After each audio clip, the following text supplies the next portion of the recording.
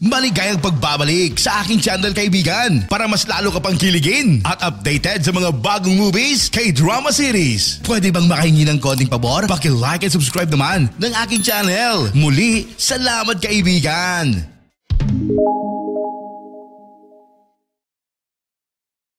Nagsimula ang pelikula sa isang silid ng hukuman kung saan naroroon ang isang teenager na babae na nagngangalang Hae-young.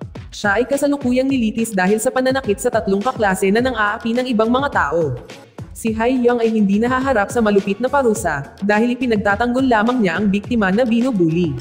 Gayunpaman, dahil sa ang kanyang kasaysayan ng pananakit at karahasan, ay hinihiling ng korte na dumalo siya sa isang 10 oras na anti-violence class pati na rin sa 40 oras na pagsasanay sa bokasyonal. Binalaan din niya na kung magdulot siya ng mga problema, muli ang parusa ay hindi magiging madali. Sa pag-uwi ay mapansin ni Hae-young ang tatlong babae na nabugbog kanina. Nang makita siya ng mga babae ay nagsimula na silang tumakbo, ngunit hinabol niya sila at binugbog dahil sa pagrereklamo. Sinubukan din nilang hampasin siya, ngunit si Hae-young ay kumuha ng isang gunting at pinagbantaan sila na kapag hinawakan nila siya ay magsisi sila sa natitirang bahagi ng kanilang buhay. Pagkatapos si Hae-young ay umuwi kung saan siya nakatira kasama ang kanyang ama na si Bunjin at ang kanyang maliit na kapatid na lalaki na si Hae-jok. Ang kanyang ama ay nagpapatakbo ng isang Chinese restaurant at sila ay nakatira sa unang palapag ng restaurant. Samantala, si Hae-young kumuha ng pera mula sa restaurant at umakyat sa itaas, ngunit hindi nagtagal ay nakarinig siya ng kaguluhan sa restaurant at pumunta upang malaman na ang kanyang ama ay naaksidente sa kusina at nasunog ang kaliwang kamay niya. Isinugod siya sa hospital kasama ang kanyang kapatid at sisingilin sila ng mataas na bayarin para sa isang basic bandaging procedure. Lumabas na ang insurance ni Bunjin ay nag-expire na, kaya problemado si Hae-young. Sinubukan niyang gamitin ang credit card ng kanyang ama para bayaran ang bill ng hospital, ngunit wala na itong laman. Bilang resulta, nakipagtalo siya sa kanyang ama at inakusahan siya ng pag-aaksaya ng lahat ng pera sa karera ng kabayo. Sinubukan ni Bunjin na kumbinsihin siya na hindi na siya tumaya at maaari niyang ipadala ang pera sa bangko mula sa kanyang sariling account na babayaran niya mamaya. Ipinapayo din niya si Hae-young na i-renew ang kanyang medical insurance para mabawi nila ang mga medical charges mula sa kanilang insurance provider. Sa bahay, hinugasan ni Hae-young ang buhok ng kanyang kapatid, at sinabi na huwag gayahin ng kanilang ama na talunan. Ngunit sinabi ni Hae-jok na huwag magsalita ng ganoon tungkol sa kanilang ama, dahil nagsusumikap siya para matustusan sila. Sinabi rin niya kung paano si Hae-young madalas na nakikipag-away at nakaapekto sa kanilang ama na nagdulot ng matinding stress sa kanya. Kinabukasan ay dumalo si Hae-young sa kanyang vocational class at nagpas siyang matuto ng pagsasanay sa operator ng bulldozer. Pagkatapos ay nilapitan siya ng instructor at tinanong kung gusto niyang kumain kasama niya. Tinanggihan siya ni Hae-young na nagkomento ang instructor na siya ang nag-iisang babae sa kursong ito na hindi karaniwan. Sinasabi niya na ito ay sektor na pinangungunahan ng mga lalaki, kaya dapat siyang lumipat sa iba tulad ng pagluluto o mga klase sa pagpapaganda. Nakipagtalo si Hae-young sa kanya, ngunit bigla silang naputol ng isang tawag sa telepono. Nang kunin niya ang telepono, sinabi sa kanya ng isang pulis na sinalakay ni Bunjin ang isang tao. Tinanong siya kung alam niya ang lokasyon ng kanyang ama, ngunit hindi niya pinapansin ang opisyal at ibinaba ang telepono. Noong gabing iyon, habang pauwi si Hae-young, nadiskubre niya ang kanyang kapatid na mag-isa at nagugutom, kaya nagluto siya ng pagkain at umupo silang dalawa para kumain. Ngunit bigla na lang ang kanilang hapunan ay naantala dahil sa pagbisita ng pulis. Binalitaan nila na naaksidente ang kanilang ama at nasa hospital siya ngayon. Pumunta si Hae-young sa hospital at nakita niya ang walang malay na ama. Lumapit ang isang pulis upang ipaalam sa kanya ang tungkol sa kaso ng pananakit ng kanyang ama kanina. At iniabot niya sa kanya ang mga gamit na nakita nila sa lugar ng aksidente at hiniling sa kanya na ipaalam sa kanya kapag nagising ang kanyang ama. Ilang sandali ay nilapitan si Hae-young ng isang ahente at sinabi sa kanya na dapat niyang sagutin ang mga pinsala ng biktima. Nalaman din niya na 2 tao ang sinaktan ng kanyang ama sa aksidente. Si Hae-young ay nagalit, sinabi niya sa ahente ng insurance na bawiin ang pera mula sa kanyang ama pagkagising niya. Kinabukasan, dinadala ni Hae-young ang kanyang nakababatang kapatid sa paaralan at pinaalalahanan itong sabihin sa kanya kung may nang-aapi sa kanya. Para pasayahin ang kanyang kapatid, ipinakita niya sa kanya ang dragon tattoo sa kanyang braso. Pagkatapos ay nakatanggap si Hae-young ng mga tawag sa telepono mula sa mga taong naghahanap sa kanyang ama. Ngunit hindi niya sinabi sa kanila ang anuman at ibinaba ang telepono. Pagkatapos ay bumalik siya sa restaurant, kung saan ang mga empleyado ay hindi sigurado kung buksan o isara ang restaurant dahil wala ang kanilang amo. Inutusan sila ni Hae-young na isara ang restaurant, ngunit nagalit ang mga empleyado dahil hindi pa sila nababayaran. Dumating ang uncle ni Hae-young na may dalang package para kay Bunjin. Ngunit nang malaman na walang malay pa si Bunjin sa hospital, siya ay kinabahan at umalis. Maya-maya ang telepono ni Hae-young ay patuloy na nagriring mula sa mga tawag mula sa mga inutangan ng kanyang ama. At humihingi ng kanyang lokasyon.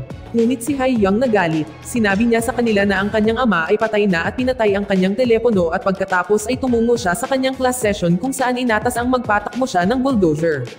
Ang kanyang instructor ay sinubukan siyang paiyain, ngunit madali pinaandar ni Hae-young ang bulldozer, habang ang ilan sa kanyang mga kaklase ay nahihirapan na paandaran ang makina.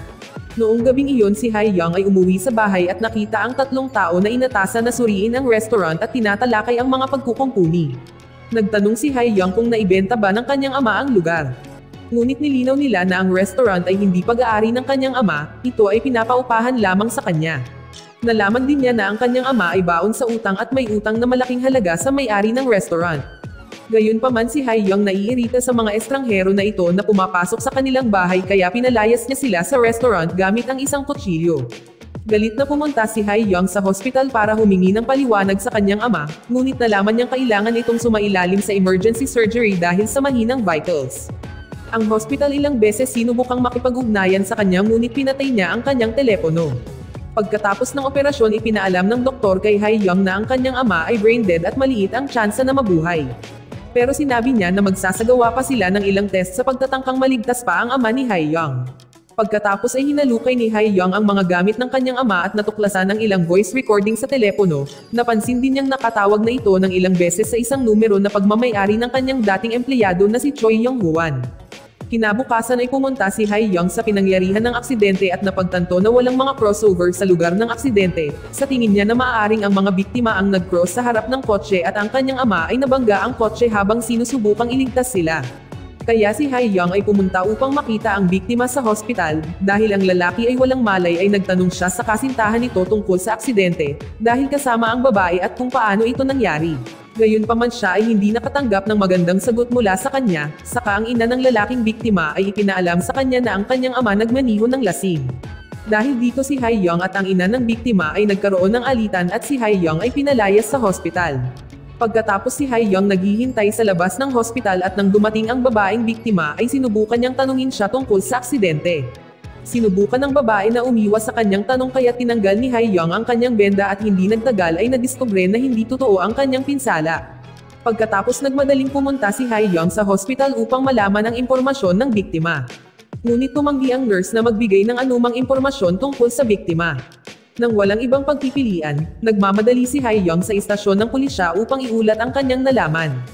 Ngunit ipinaalam sa kanya ng investigador na ang kanyang ama ay baon sa utang at dahil nag-renew siya ng kanyang life insurance isang araw bago ang aksidente ito ay lumilitaw na isang pagpapakamatay. Nagpapaliwanag din ang opisyal na ang insurance ay hindi sumasakop sa mga kaso ng naunang pinsala. Ang opisyal ay nangangako sa kanya na sila ay mag-iimbestiga sa mga paratang at tuklasin ang katotohanan. Pagkatapos ay ipinaalam sa kanya na ang kanyang ama ay nakipagkita sa kanyang dating amo na si Choi Young-hwan bago ang aksidente at ninakaw ang sasakyan. Kinabukasan ay bumisita si Hae-young sa Korea Equipment Trading Office kung saan nagtatrabaho ang kanyang ama 8 years ago. Doon niya nakilala ang chairman ng kumpanya na si Choi at tinanong siya kung ano ang nangyari sa pagitan nila na humantong sa kanyang ama na nakawin ang kanyang sasakyan. Sinabi ni Choi na ang kanyang ama ay isang lasenggo at maraming utang. Ipinaliwanag pa niya na ang lupain kung saan matatagpuan ang kanilang restaurant ng pamilya ay talagang pag-aari ni Choi, at pinaupahan ito kay Bunjin. Gayunpaman kamakailan lamang ay nag-expire ang lease kaya't hiniling niya kay Bunjin na umalis na sa lugar. Pagkatapos nito umalis si Choi upang magbigay ng talumpati para sa kanyang lokal na halalan, habang si Hae-young ay hindi makapaniwala na ang kanyang ama ay magpapakamatay sa isang bagay tulad nito. Nang gabing iyon habang nagbabrowse sa pamamagitan ng telepono ng kanyang ama ay natuklasan ni Hae-young ang isang recording mula sa araw ng aksidente na pinakinggan niya. At natuklasan na nagkaroon ng mainit na hindi pagkakasundo ang kanyang ama at si Choi tungkol sa extension ng lease. Nalaman din niya kung paano niloko ni Choi ang kanyang ama na gumastos ng 700 milyong won para itayo ang ikalawang palapag ng restaurant, matapos ipangako sa kanya na kaya niya itong patakbuhin sa loob ng 10 hanggang 20 taon. Sinabi sa kanya ni Choi na ang kanyang kumpanya ay may patakaran na magbigay lamang sila ng mga ari-arian sa loob ng 2 taon sa isang lease. Bilang isang resulta hindi sila gumawa ng anumang papeles at binigyan siya ni Choi ng restaurant ayon sa kanyang pangako. Isiniwalat din sa recording na sa araw ng aksidente ay desperadong nilapitan ng kanyang ama si Choi na humihingi ng extension ng lease. Gayunpaman hindi lang siya ininsulto ni Choi kundi walang pakundangan na pinaalis siya sa kanyang opisina. Kinabukasan si Hae-young ay pumasok sa opisina ni Choi kung saan siya nagpukulong. Pagkatapos ay pinakita niya ang recording sa harap niya at nagbanta na ibabahagi ito kung hindi niya hahayaang manatili sila sa kanilang lugar. Gayunpaman ay hinawakan siya ng mga tauhan ni Choi at binasag ang kanyang telepono. Binuhusan ni Choi ang mukha ni Hae-young ng sopas at minamaliit siya. Nang maglaon si Hae-young nakipagkita sa kanyang tiyuhin at tinanong siya kung bakit kailangan niyang hindi bisitahin ang kanyang ama ilang araw na ang nakararaan.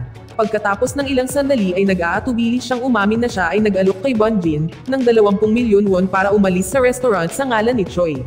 Pagkatapos ay pinayuhan niya si Hae-young na isaalang-alang ang pag-alis sa restaurant para sa kapakanan niya at ng kanyang kapatid na lalaki. Sinabi niya na hindi niya magagawang harapin ang isang makapangyarihang lalaki tulad ni Choi. Ngunit galit na sinumpa ni Hae-young ang kanyang tiyuhin at lumakad palayo na puno ng galit. Dumating si Hae-young sa lokasyon kung saan gaganapin ni Choi ang kanyang political rally, pagkatapos ay sinampal siya nito sa harap ng karamihan na humahantong sa agarang pag-aresto sa kanya ng pulis. Sa ibang pagkakataon ay pinamamahalaan ni Choi na mapalaya siya sa piyansa at inalok siya ng pera humihiling sa kanya na iwasan muli ang anumang gulo. Gayunpaman si Hae-young ay tumanggi sa alok, kaya tinanggap niya ang pera at puwersahang pumasok sa bahay ni Choi kung saan nakilala niya ang pamilya ni Choi. Pagkatapos ay nagbuhos siya ng gasolina na may layuning sunugin ang pera at ang buong lugar. Ngunit mabilis na namagitan ang mga opisyal ng seguridad at siya ay itinapon sa labas ng bahay. Nang umuwi si Hae-young nalaman niya na ang kanyang kapatid ay binihag ng ilan sa kanyang dating mga bullies sa paaralan. Upang protektahan ang kanyang kapatid si Hae-young ay nakipag-away sa isang lalaki na binugbog siya at pagkatapos ay umalis. Nang maglaon ng matauhan si Hae-young ay sinabi niya sa kanyang kapatid na nabigo siya sa pag-aalaga sa pamilya at nawalan na siya ng gana na lumaban. Gayunpaman pinatahimik siya ng kanyang kapatid at itinuro ang tato ng dragon sa kanyang braso upang maiparamdam sa kanya ang kanyang lakas. Maya-maya sa hospital ang magkapatid ay nagpaalam sa kanilang ama. Sinabi sa kanya ni Hae-young na magkita na sila ng kanilang ina sa langit at dalawin siya sa kanyang panaginip na lumuluha. Si Hae-young humingi ng tawad sa kanyang ama sa lahat ng bagay at ilang sandali na matay na ang kanyang ama. Si Hae-young pagkatapos ay iniwan ang kanyang kapatid sa bahay ng kanyang tiya. Pagkatapos ay nagnakaw si Hae-young ng bulldozer mula sa kumpanya ni Choi at dinala ito sa restaurant. Pagkatapos ay giniwan niya ang lugar na nagtataglay ng maraming taon ng mga alaala kasama ang kanyang pamilya. Pagkatapos nito ay nagtungo siya sa gusali ni Choi kung saan marahas niyang sinira ang kanyang apartment, sila ay natutulog sa loob kasama ang kanyang asawa. Gayunpaman ang mga pulis ay agad na dumating sa pinangyarihan at binaril siya sa braso upang pigilan siya. 18 buwan na ang nakalipas si Hae-young ay nakalabas mula sa kulungan, pagkatapos ay nagsimula ng isang bagong buhay kasama ang kanyang kapatid at kinuha ang isang trabaho bilang food delivery. Isang araw ay pinuntahan niya ang lalaking biktima na nasugatan sa aksidente sa sasakyan at nagtanong ng katotohanan tungkol sa pangyayari noon. Pagkatapos ng ilang pag-aalinlangan ay inamin niya na ang pagiging lasing nila ng kanyang kasintahan ay humantong sa kanyang ama ng kamatayan. Nang marinig ni Hae-young ito, ay walang sinasabi sa kanya at lumakad palayo. Sa pagtatapos ng palabas si Hae-young ay nakatanggap ng tawag sa telepono mula sa ahente ng insurance ng kanyang ama na ipinaalam ng ahente sa kanya na pagkatapos ng isang detalyadong investigasyon sa kaso ni Bonjin ay napagpasyahan nila na siya ay may karapatan na tumanggap ng pera mula sa insurance ng kanyang ama. Si Hae-young nadiskubre na halos 1 bilyon ang nailipat sa kanyang account. Salamat sa panonood kaibigan.